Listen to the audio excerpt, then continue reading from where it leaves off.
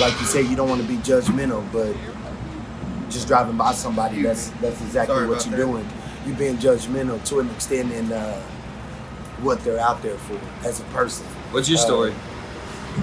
Let's just say for myself, to be an individual that tries to hit a day labor place, like some of these other homeless individuals out here, hit day labor places and they've gone in a rut within themselves to feel like, I guess, the help that they're looking at right in front of them ain't really doing the job versus looking up. You know what I mean? Yeah. And so in that area, I guess we all, to an extent, fall back. So how did you end up becoming homeless? God put me here. It's just my bottom line. Were you in jail or something before this? A lot of the folks I talked to have been to jail. They've been to prison and they get out of jail and they got nowhere to really go. It really had nothing to.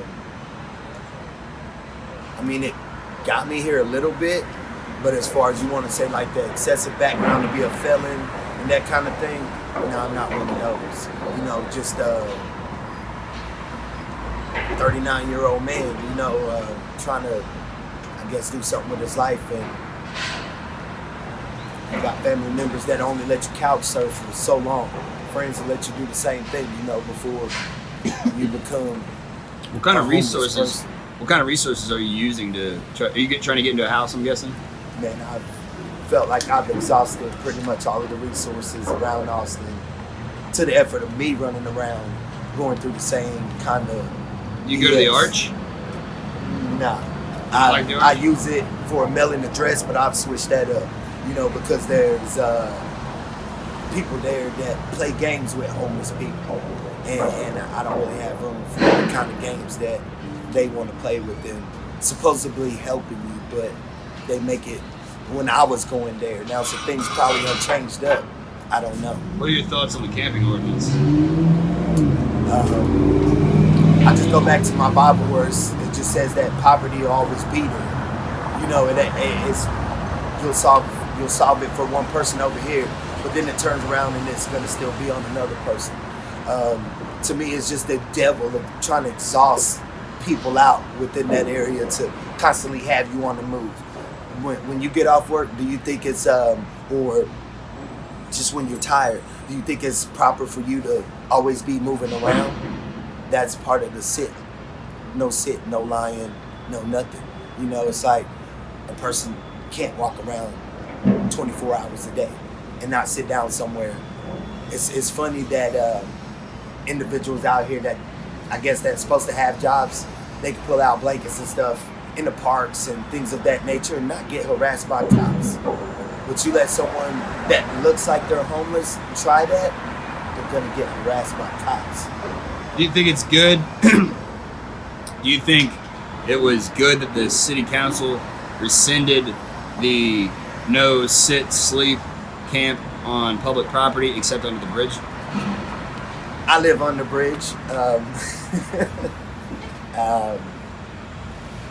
I'm kind of in different pool areas of that, of them changing some of the rules, and I actually have been kind of not wanting to read it, you know, because a lot of it is making me mad at some of the choices that they're trying to make for individuals. Like I said ago, even this building has a number on it to where there's so many amount of people that's allowed to fit in it. You know what I mean? So let's just say a place that's supposed to be helping homeless people, it's only gonna house so many people in it.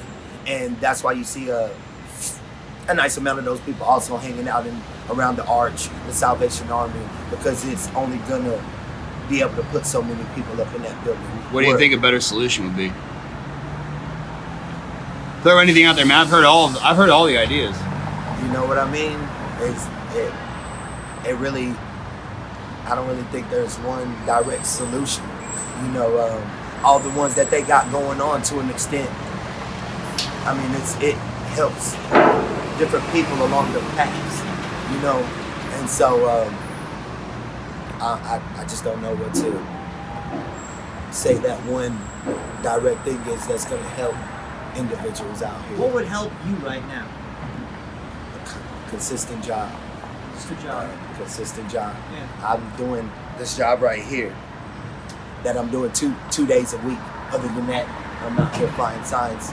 People looking at me to humiliate me in some kind of way, you know? And so I even have a sign in front of my tent that says, looking for helpful souls, you know, to help me meet a few needs, you know? I don't know how many people pass that sign up that don't even interact with that sign. And so, what would help you? Would you utilize a work program? I don't know. It all depends on what it is that I'm being asked, you know, because within these organizations too, for me to go into some of them, they don't want you doing what you're doing right there, drinking a beer, and the person that runs that facility is drinking a beer, you know, so it's like hypocritical to an extent. Yes, some people got natures out here that need to be tinkered with a little bit, but not everybody. I'm here with Justin and Ashleigh. And Ashleigh, you said you recognized me from the homeless interviews I've been doing, and you had a couple thoughts for me about the general homeless population and stereotypes about homeless people. Yeah, and I think it's just, because a lot of people, they just, a lot of people think that the homeless people, they just have one generalized view that is just, they want to stay on the streets, or they're choosing to stay on the streets. And then, on the other side, there are people who are housed and pay their tax dollars, and, they feel like they are being robbed of their own resources and their money. But, I mean, there is just so many different reasons as to why people end up on the streets. And yeah, as far as like trying to find a solution for homelessness, there is no solution for homelessness, because there's no way, I don't think that there is any kind of way to weed out who on the streets wants the help and who on the streets just wants to be, handed things throughout their life, and who doesn't want to work. Both of us, I mean, we've applied for jobs and have been told to our faces that, we don't want to hire you because you're homeless. And that's, what, I mean, I don't see how we're supposed to go and try to get a job. The flash. I don't see how we're supposed to get a job and not, not disclose that we're homeless in any way. And you were also saying that in some of the interviews I've done, some of the homeless people, that the way that the interview goes, that they might make themselves look bad, or I make them look bad, or whatever, but you wanted to say that not everybody was rotten. That was the word that you were using. There are a lot of rotten people that are on the streets, and that's what everybody just kind of sees. But then there are people like, like ourselves and many of the other homeless people that we know and that we interact with, who, are so far away from the public. They have no interest in other people seeing them, living in a tent, or seeing them having to wash their clothes in a bucket and hang it up, and, wash themselves from a bucket.